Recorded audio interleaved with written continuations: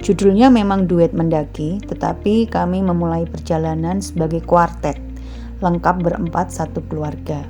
Perjalanan kami dimulai dari kota Kediri hari Jumat sekitar pukul 8 malam. Jarak tempuh ke Blitar kurang lebih 1 jam, lalu kami transit dulu di sebuah hotel. Sempat tidur sebentar, lalu tengah malam kami pergi menuju ke base camp Gunung Kelut di Desa Karangrejo, Kecamatan Garung. Tak sampai 1 jam kami sudah tiba di tujuan. Ini dia base camp Gunung Kelut di Desa Karangrejo, Blitar. Terima kasih ayah dan adik yang sudah sangat mendukung perjalanan ini.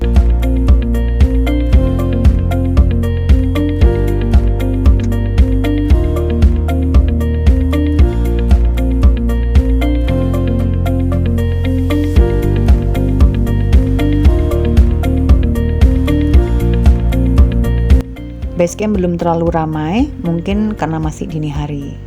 Kami mendaftar dengan biaya 10.000 per orang. Di pos Karangrejo ini kita bisa mendaftar online maupun offline ya teman-teman. Kami nggak berlama-lama di Basecamp, selanjutnya aku dan Ale lanjut perjalanan naik ojek ke pos 1, sementara adik dan ayah balik ke hotel.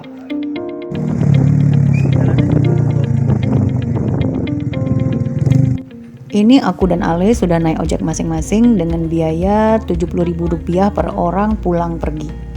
Pak ojekku namanya Pak Warto dan menurut dia jarak dari base camp ke pos 1 itu kurang lebih 8 km. Bisa saja sih jalan kaki, tapi dengan naik ojek jelas menghemat waktu perjalanan dan juga stamina. Tidak wajib ngojek, boleh kok pakai sepeda motor maupun mobil sendiri. Tapi pastikan kondisi kendaraan dan kemampuan nyetirnya oke. Sebab jalan yang bagus ini cuma sebentar. Begitu keluar dari wilayah permukiman, kondisi jalannya berbatu, bergelombang ya, begitulah.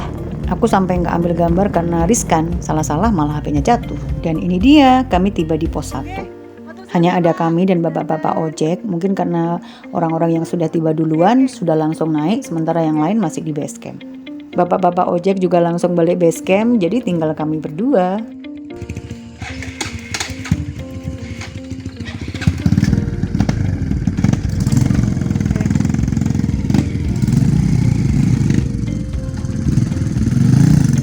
Pak. Yeay. Pos 1 ini cukup lebar dan tertata, juga dilengkapi dengan toilet tertutup dan juga tempat untuk beribadah.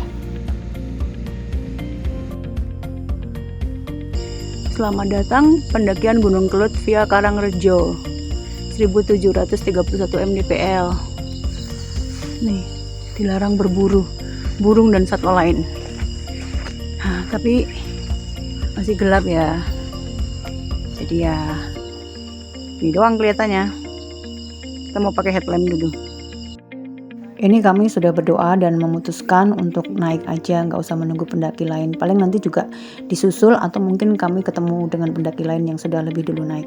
Jujur aku sangat excited sekaligus deg-degan dengan pendakian kali ini, sebab ini adalah pendakian pertamaku setelah pendakian terakhir 25 tahun yang lalu. Ya, seperempat abad yang lalu bunda-bunda. Gelap banget karena memang startnya jam berapa nih startnya? Jam 2 start dari pos 1 ya. Dari pos 1. Jadi ya udah melihat gelap-gelapan gini aja. Mungkin nanti selama masih gelap ya jarang ngambil gambar karena ya ngapain juga lihat cuman gelap-gelap doang ya kan. Tapi ini kemarin siang kata bapak ojek tadi hujan cukup deras, jadi ini jalannya lembab dan menurut perkiraan cuaca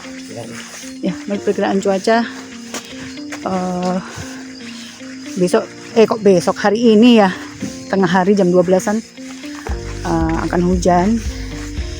Makanya ini berangkat jam segini supaya nanti sunrise pagi-pagi sudah sampai atas, jadi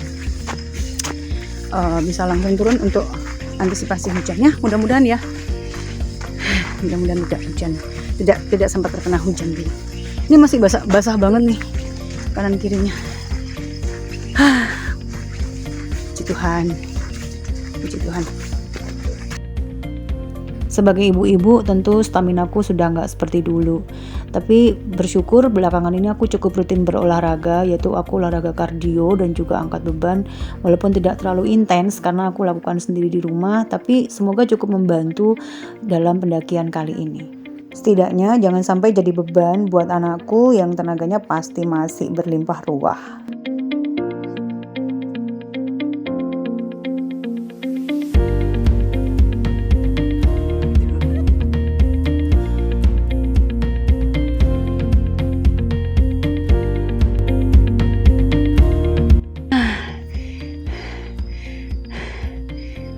Kok menggah-menggah gini.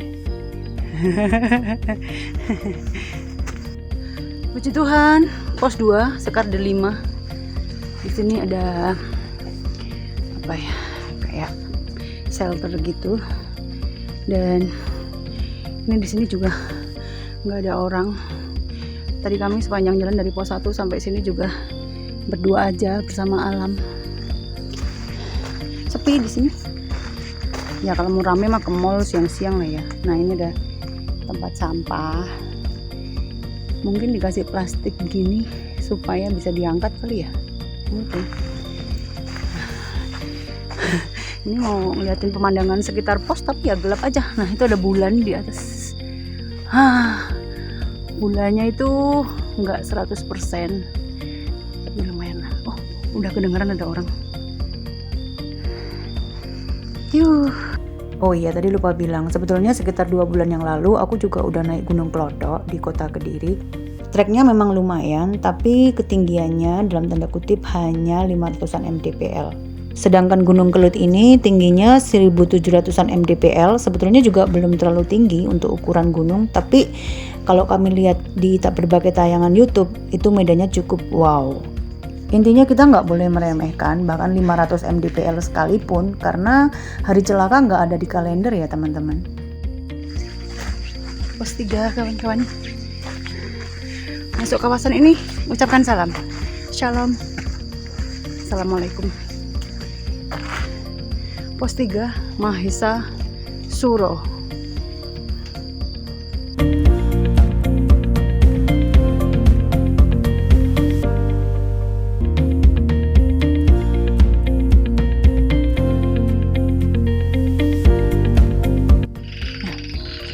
Dengerin suara ya, itu ada suara apa gitu. Kata foto apa? Cek. Didatengin malah dia. Nih, setelah pos 3 ini ada satu spot kayaknya buat foto gitu kalau lagi siang. Cuma nih karena malam dan HP ku begini ya nggak nampak ada apa-apa. Tapi bagus sih sebenarnya penampakannya. Nih aku lagi ngambil gambar, mungkin kalau dengan HP-nya dia bisa kelihatan. Habis ini untuk menuju selanjutnya itu turun. Ya maaf ya kalau di beberapa menit pertama video ini gelap-gelapan doang.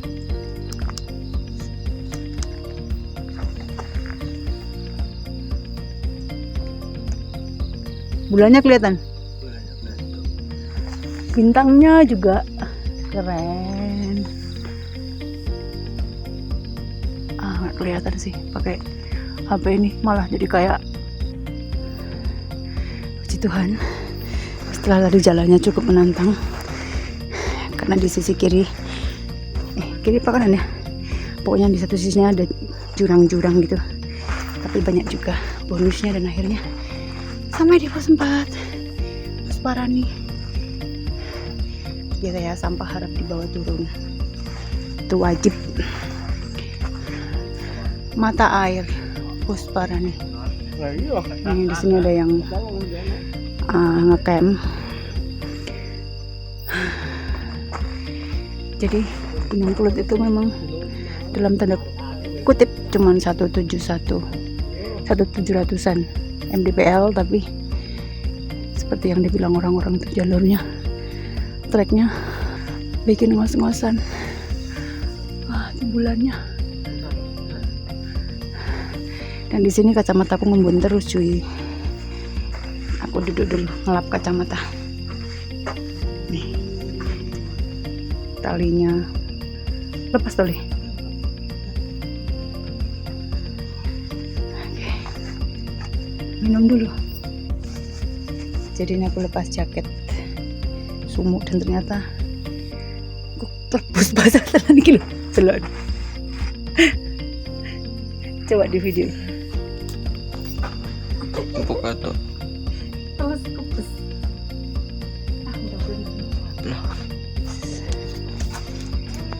Dan nggak enak banget baunya. Masih gelap juga di atas pos 4. Ini tadi kalau lihat sekilas yang udah pakai tali-tali itu, tapi karena gelap nggak bisa diambil gambarnya, jadi cerita aja ya. Jalan pelan. Udah jalan begini. Nah nih batu.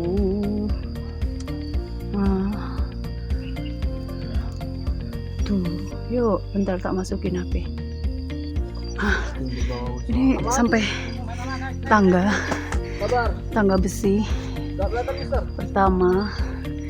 Terus wah tuh loh, lihat tangganya.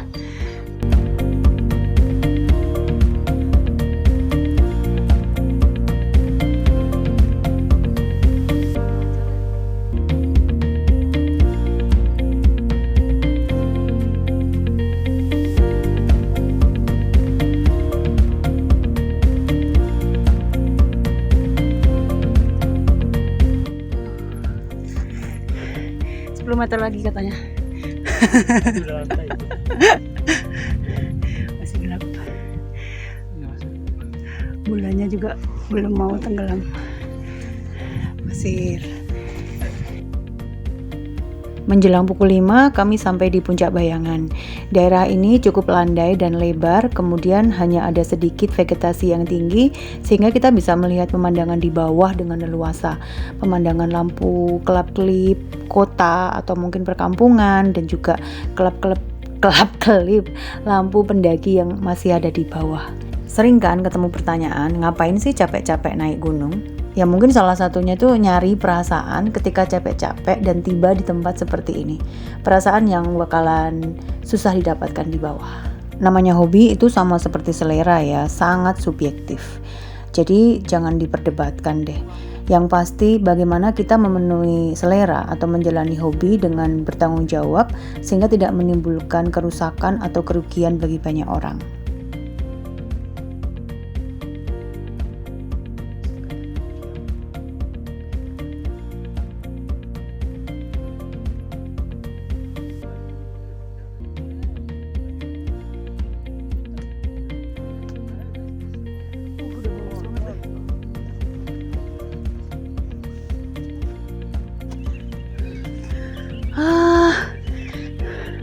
Sudah keren sekali ya. Jam 5 lebih berapa nak? Ada suara ayam. Terus dari sini tuh kelihatan yang dari jalur wisata sana jalurnya. Tadi pas agak di bawah situ. Aku di sini udah kehalang dikit lagi. 5.20 bener-bener sudah di kakinya.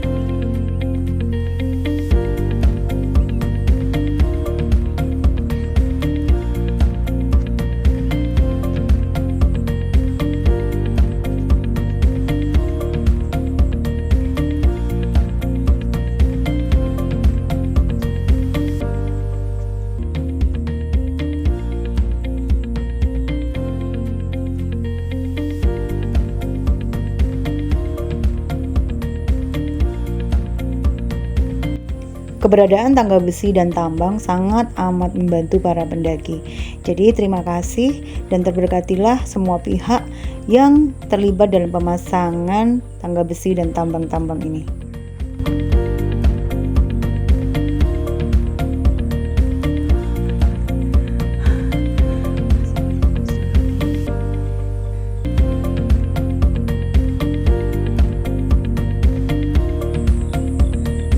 posisi aku di tembok ratapan.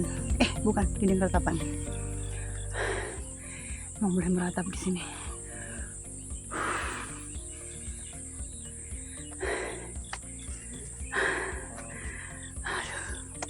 Tapi bagus banget pemandangannya di belakang. Udah naik lagi dah. Nah, ini hari sudah semakin terang, jadi sudah semakin kelihatan jelas ya. Jadi sebelum sampai di jalur ini, tadi kami menuruni punggung bukit yang di sebelah belakang itu. Jadi ketinggian diukur secara vertikal itu memang dalam tanda kutip cuman 1.700-an meter. Tapi jarak tempuhnya entah berapa kilometer, karena faktanya kami tuh naik bukit, turun, naik, turun lagi. Jadi nanti pas turun gunung, tapi kami malah harus naik.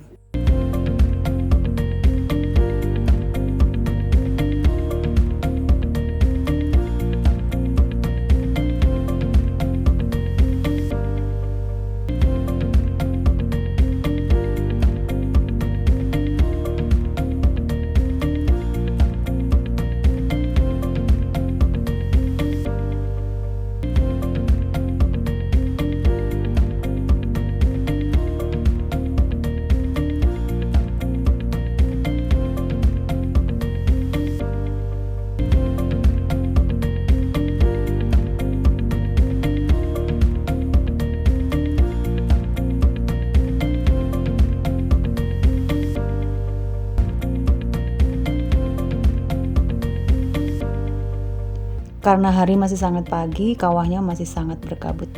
Belum nampak sama sekali. Kalau nanti sudah sedikit lebih siang, mungkin akan kelihatan warna hijaunya yang cantik. Koreksi bila salah ya, puncak Lembu Suro yang di sebelah kiri kami ini posisinya ada di belakang puncak Sumbing yang nampak di foto tadi. Bukit-bukit di seberang itu mungkin puncak dari jalur lain ya. Demikianlah cerita kami naik gunung.